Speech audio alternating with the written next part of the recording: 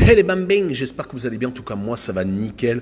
On se retrouve aujourd'hui pour la 19e journée de Ligue 2, ça s'enchaîne, 10 matchs à analyser ensemble qui sont les suivants. Bordeaux contre Amiens, Bastia contre Pau, Laval, Rodez, Dijon contre Valenciennes, Guingamp contre Grenoble, Annecy contre le Paris FC, Metz, Quevilly, Rouen, Le Havre contre Nîmes, Sochaux, Caen et enfin Niort contre Saint-Etienne. N'hésitez pas à venir nous rejoindre sur le site VIP et on est de plus en plus nombreux également sur les réseaux sociaux, Telegram, Instagram et Twitter où j'apparais.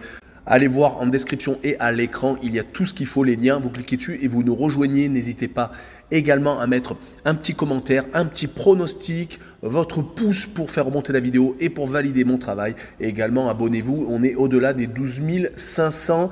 Le classement premier, Le Havre avec 39 points, deuxième Bordeaux avec 32, donc légèrement décroché, troisième Sochaux avec 30 points, quatrième Metz avec 28 à égalité avec Amiens qui est cinquième, sixième Grenoble avec 27 et septième le Paris FC égalité de points avec les Grenoblois, huitième Caen avec 25 points. En fin de classement, 15e Laval avec 20 points, 16e Rodez avec 19, 17e Dijon avec 18, là on rentre dans la zone de relégation, 18e Niort avec 17 points, 19e Nîmes avec 16 et enfin dernier Saint-Etienne 20e avec 15.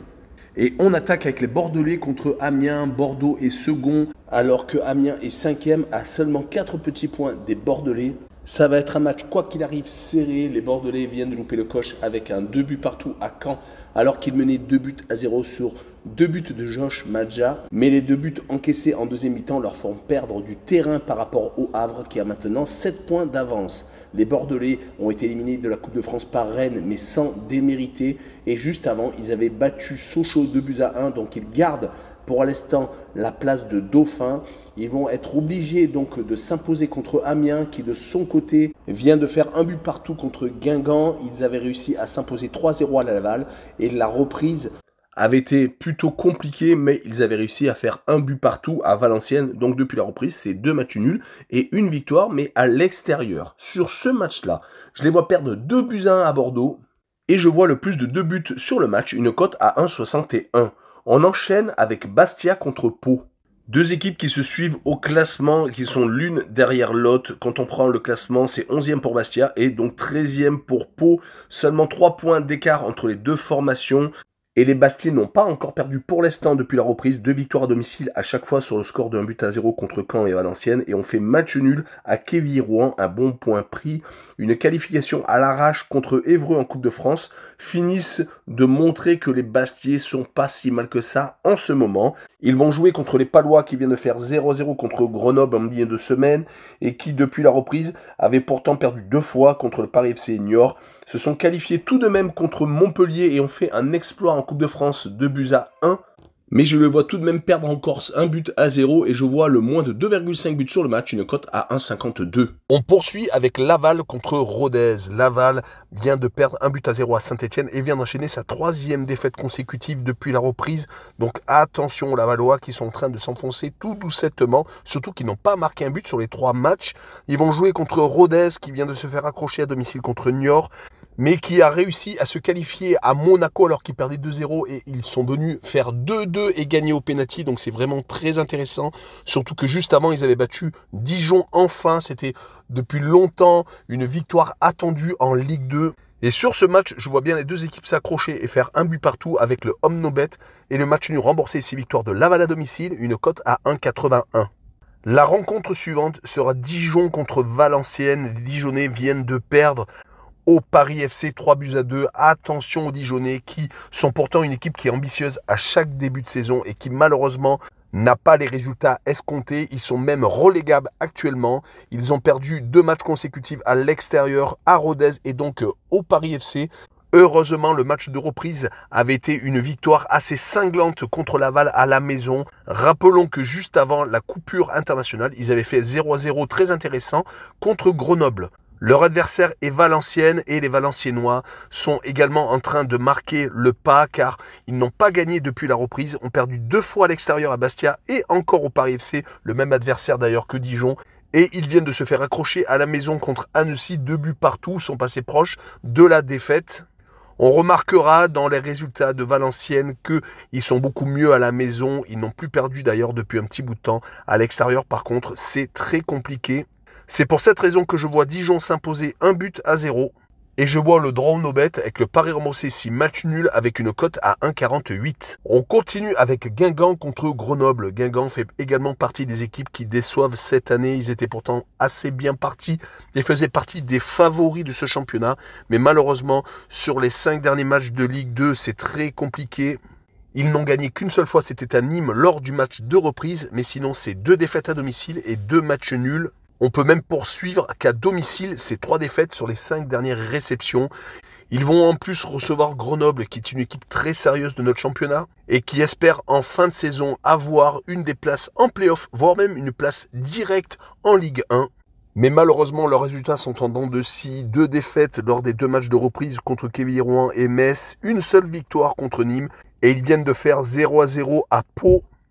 Je pense que sur ce match-là, il peut y avoir un but partout et je vois la double chance N2 avec une cote à 1,66. Et on passe à la rencontre Annecy contre Paris FC. Les Annéciens sont promus et ils ne sont pas ridicules, même si la place au classement les voit juste au-dessus de la barre de relégation à une 14e place. Mais ils ont réalisé de très bons résultats à l'extérieur, comme on s'en rappelle la victoire 4-0 à Guingamp et surtout beaucoup de clean sheet. Ils viennent de confirmer leur bonne santé, donc hors de leur base, avec le 2-2 contre Valenciennes. Depuis la reprise, c'est 2 matchs nuls contre Nîmes et donc contre les nordistes et une victoire contre Saint-Etienne. Ils se sont également qualifiés en Coupe de France contre une équipe amateur. Côté Paris FC, c'est la grosse remontée pour espérer attraper les playoffs, voire une place directe en Ligue 1, car ils n'arrêtent plus de gagner. Ils sont sur 2 victoires et 1 nul lors de la reprise et une qualification contre Valenciennes en Coupe de France. Mais les résultats les plus impressionnants sont leurs 5 victoires consécutives à l'extérieur. Et ils n'ont perdu qu'une seule fois sur leurs 10 derniers matchs hors de leur base. C'est pour cette raison que je les vois gagner à Annecy 2-0. Et je verrai les 2 équipes ne pas marquer avec une cote à 1,75. On enchaîne avec 2 équipes de première partie de tableau, les Messins qui reçoivent Quevilly-Rouen, le 7e contre le 9e. Et les Messins font partie des équipes en forme actuellement. Ils viennent de gagner leurs 2 derniers déplacements à Grenoble et à Nîmes. Ils se sont par contre fait éliminer de justesse à Lyon en Coupe de France. Mais ils avaient été accrochés également par Niort 0-0 lors du match de reprise. Ils vont jouer contre Quevilly-Rouen qui a fait match nul contre Bastia mais qui restait juste avant sur 3 victoires consécutives, à chaque fois sur le score de 2-0. Donc c'est une équipe vraiment très dangereuse. Et je les vois bien se faire accrocher et faire 0-0 avec le moins de 2,5 buts sur le match, une cote à 1,70. Et on passe au leader qui reçoit les Nîmois qui sont dans la zone de relégation et 19e. C'est le choc des extrêmes. Les Havrais sont vraiment très proches de remonter en Ligue 1. Ils ont 7 points d'avance sur Bordeaux et n'arrêtent pas de gagner quand ils reçoivent, sans prendre de but en plus.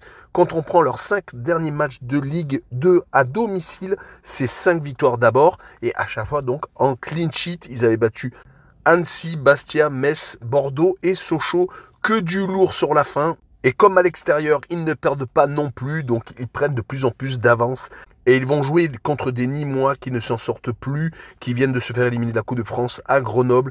Et qui, depuis la reprise, ont perdu 2 de leurs 3 matchs contre Guingamp et Metz à chaque fois à la maison. Et ils ont accroché le petit point à Annecy qui fait tout de même plaisir avec un 0-0. En tout cas, sur cette rencontre, je vois une victoire 2-0 du Havre avec les 2 équipes qui ne marquent pas, une cote à 1,65. On passe à l'avant-dernière rencontre et peut-être une des plus accrochées de cette journée avec Sochaux 3e qui reçoit Caen 8e. Les Sochaliens se sont inclinés lors de leurs 2 derniers déplacements. Ils accusent un peu le coup. S'ils avaient réussi à avoir au moins un résultat positif, ils seraient peut-être devant Bordeaux. En tout cas, ils ont perdu à Bordeaux et au Havre, donc les 2 premiers de cette Ligue 2, donc leur 3e place est pour l'instant méritée. Rappelons qu'ils ont battu Rodez lors de la reprise 1-0 et c'était à la maison. Ils ont tout de même tendance à être assez solides quand ils reçoivent. Sur les 5 dernières réceptions, c'est 4 victoires et un petit match nul. Côté normand, on essaye de se donner un peu d'ambition jusqu'à la fin de saison. En tout cas, leurs 2 matchs nuls contre Saint-Etienne et contre Bordeaux montrent qu'ils essaient de s'accrocher. Mais la défaite courte contre Bastia lors de la reprise après la Coupe du Monde avait été quand même assez moyenne au niveau du résultat, car ça leur fait seulement 2 points pris sur les 3 dernières rencontres. Sur ce match-là, je les vois perdre 2-1 à Sochaux et je vois le draw no bet avec le pari remboursé 6 matchs nuls, une cote à 1,49. Et on finira par une rencontre de bas de tableau, Niort contre Saint-Etienne, le 18e qui reçoit le 20e. Les 2 équipes doivent absolument gagner pour pouvoir espérer sortir de la zone de relégation.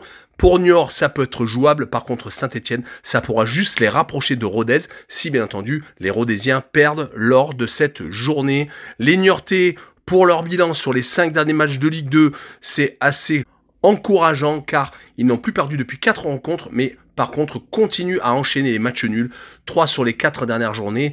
Rappelons qu'ils ont battu Pau lors du 30 décembre, donc ils peuvent très bien obtenir le maintien s'ils continuent sur cette lancée, mais il va falloir arrêter de faire des matchs nuls.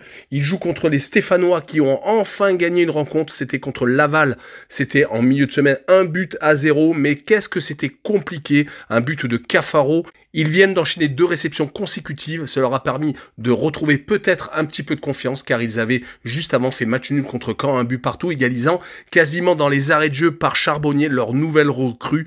Il y aura sans doute d'autres recrues pour espérer que les Stéphanois se sortent de ce guêpier car descendre dans la foulée en nationale après être descendu de Ligue 1, ça serait vraiment compliqué pour un monument du football français. Mais quand on voit leurs derniers résultats à l'extérieur, c'est assez décourageant car 4 défaites et une seule victoire. La victoire était à Amiens, les défaites étaient à Guingamp, Sochaux, Metz et Annecy. Sur ce match-là, je vois bien un partage de points, un but partout et je vois les 2 équipes marquées avec une cote à 1,87. Voilà, on en a fini avec cette vidéo. N'hésitez pas à venir nous rejoindre car les résultats actuellement sont très bons. J'enchaîne les scores exacts. J'en ai eu 3 lors de la dernière journée. Et surtout, n'hésitez pas à mettre votre premier pronostic, votre petit commentaire et surtout, abonnez-vous. On est de plus en plus nombreux. Tchou les bambins!